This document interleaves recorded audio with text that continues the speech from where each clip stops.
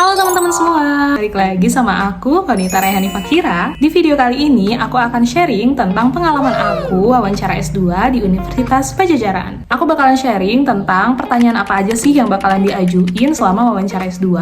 Kemudian juga aku akan sharing tentang teknis wawancara S2. Kemudian juga hal-hal apa aja sih yang perlu dipersiapkan untuk menghadapi wawancara S2. So, pantengin videonya sampai akhir ya teman-teman. Oke teman-teman, kita bahas dari poin yang pertama ya. Nah, poin yang pertama ini aku akan bahas tentang teknis pelaksanaan wawancara S2. Nah, berdasarkan pengalaman aku kemarin, jadi wawancara S2 ini dilakukan dengan metode online ataupun offline. Jadi kalau buat teman-teman yang nggak bisa datang langsung ke universitasnya, itu bisa wawancaranya diajukan secara online gitu. Nah, kalau kemarin kebetulan aku tuh punya waktu untuk datang ke universitasnya, jadi aku datang langsung dan wawancara dilaksanakan secara offline gitu. Kemudian teman-teman nanti akan dibagi per kelompok gitu untuk diwawancarai oleh beberapa dosen gitu. Kalau kemarin pengalaman aku itu diwawancara sama 3 dosen dari jurusan yang aku lamar gitu ya. Aku tuh lamar di jurusan Magister Teknologi Agroindustri. Jadi dosen-dosen yang mewawancarai aku itu merupakan dosen-dosen yang mengajar di jurusan MTA atau Magister Teknologi Agroindustri, seperti itu. Ketika sudah gilirannya, teman-teman akan dipanggil untuk masuk ke ruangan yang di dalamnya itu udah ada dosen pewawancaranya. Durasi wawancaranya ini sekitar kurang lebih 15 sampai 20 menitan ya. Oke, next kita ke pembahasan yang kedua. Nah, pembahasan yang kedua ini kita akan membahas tentang pertanyaan apa aja sih yang akan diajukan oleh dosen pewawancara kepada kita selama wawancara tersebut gitu ya.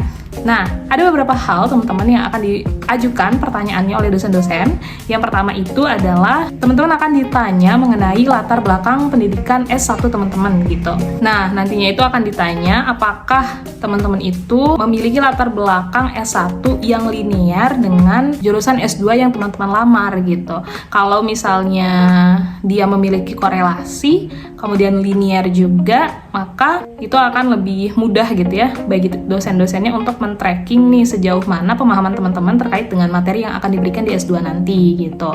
Nah, ada beberapa teman-teman juga yang nanya pastinya, kalau misalnya kita nggak linear dengan jurusan S2 yang akan kita lamar itu gimana? Nah, sebenarnya nggak apa-apa banget teman-teman, cuma nanti paling akan ditanyakan terkait dengan ilmu pengetahuan apa sih yang dipelajari di S1 yang memiliki korelasi dengan jurusan S2 yang dilamar, seperti itu.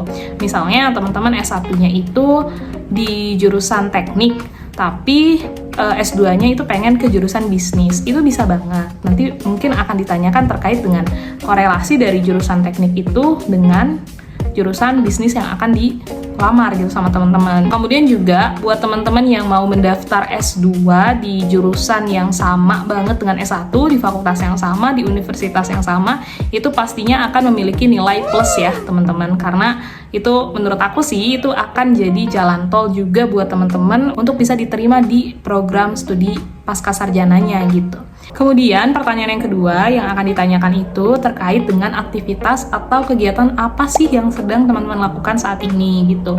Kalau misalnya teman-teman saat ini sedang bekerja, boleh disebutkan saja teman-teman bekerja di mana, kemudian konsentrasi dari pekerjaan tersebut itu di bidang apa kayak gitu. Tapi kalau misalnya teman-teman adalah fresh graduate kayak aku kemarin, itu ya udah ceritain aja selama masa kosong setelah lulus kuliah sampai ke pendaftaran S2 itu teman-teman ngelakuin kegiatan apa aja sih gitu. Kalau bisa sebutkan kegiatan yang relevan dengan pendidikan S2 gitu. Misalnya kayak aku kemarin ketika ditanya aktivitas apa aja yang sedang aku lakukan, aku jawabnya kayak aku tuh mengikuti berbagai macam bootcamp ataupun pelatihan-pelatihan yang berguna untuk melatih soft skill aku. Kemudian juga selama mengisi masa luang tersebut, aku juga berusaha untuk mengembangkan bisnis kecil aku, dimana ketika aku mengembangkan bisnis tersebut, itu aku menerapkan ilmu yang aku pelajari selama di S1 gitu. Misalnya ilmu yang aku pelajari itu adalah ekonomi teknik gitu.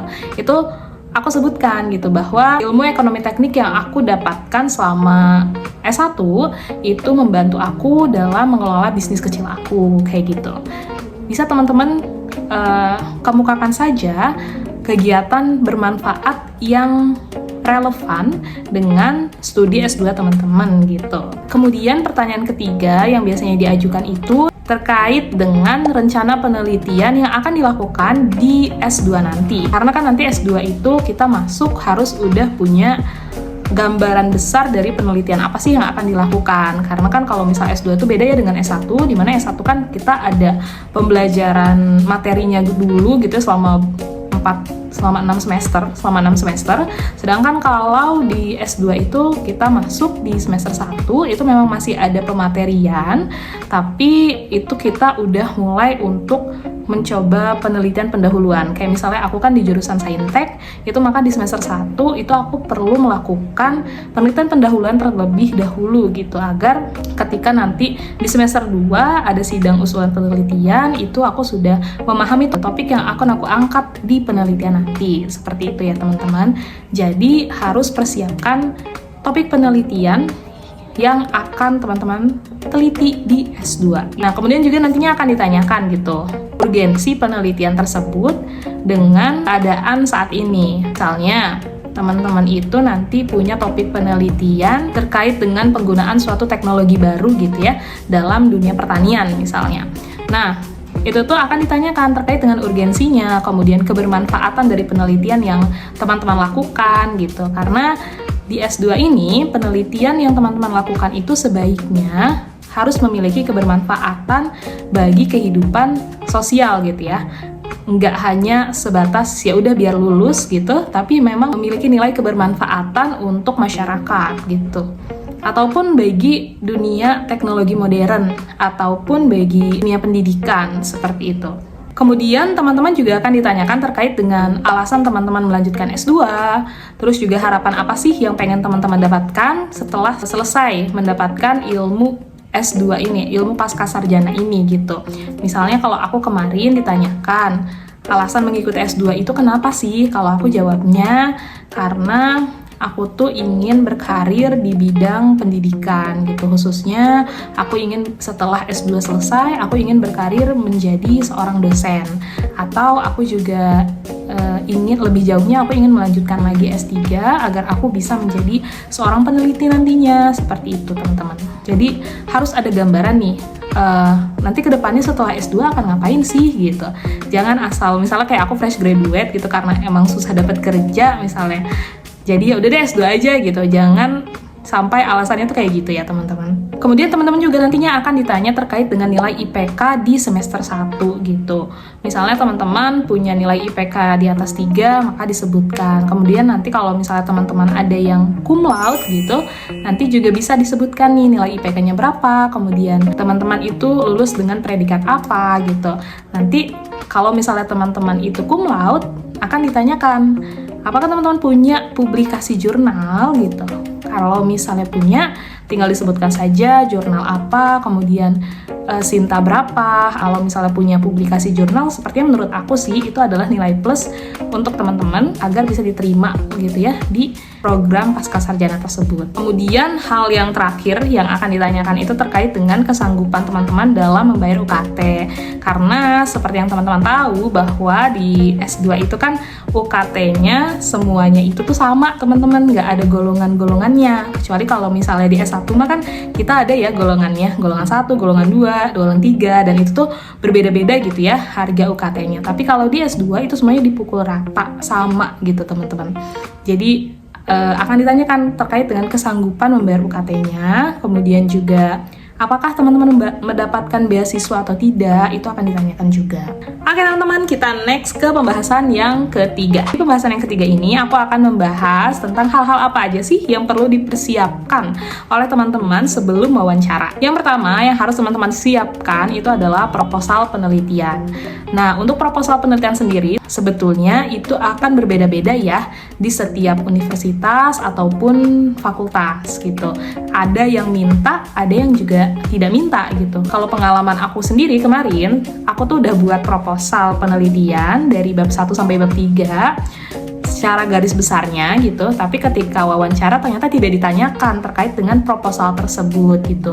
Yang ditanyakan hanyalah topik penelitian teman-teman secara besarnya itu apa, kemudian nanti urgensinya apa, dan lain sebagainya gitu. Jadi nggak secara mendetail ditanyakannya, tapi secara garis besarnya aja. Nah, kalau teman-teman mendaftar di fakultas ataupun universitas yang memang meminta proposal penelitian sebagai salah satu syarat pendaftaran S2, teman-teman bisa membuat proposal tersebut dari bab 1, bab 2, dan bab 3 gitu. Seperti teman-teman ketika membuat proposal penelitian di S1. Kemudian yang kedua, hal yang perlu dipersiapkan adalah mental dan juga fisik. Jangan lupa untuk tidur yang cukup sebelum melakukan wawancara gitu, agar bisa fokus gitu ya dengan pertanyaan yang diajukan nanti. Kemudian juga jangan lupa untuk sarapan terlebih dahulu, dan hal-hal kecil kayak gitu tuh perlu dipersiapkan dulu ya teman-teman sebelum melakukan wawancara. Nah, kemudian yang ketiga yang perlu dipersiapkan itu adalah terkait dengan pengetahuan tentang penelitian S1 teman-teman. Khususnya untuk teman-teman yang fresh graduate yang langsung melanjutkan perkuliahan S2 setelah lulus gitu, itu akan ditanyakan banget terkait dengan penelitian S1-nya gitu. Misalnya teorinya yang digunakan apa, kemudian juga metode yang digunakan di S1 itu apa gitu. Jadi kayak sidang lagi tapi versi yang lebih kecil gitu ya. Kemarin aku tuh kan di S1 penelitian tentang ekstraksi minyak atsiri gitu. Itu akan ditanyakan. Misalnya variabel yang diamatinya apa, kemudian variabel bebasnya apa, kemudian juga hasilnya bagaimana gitu.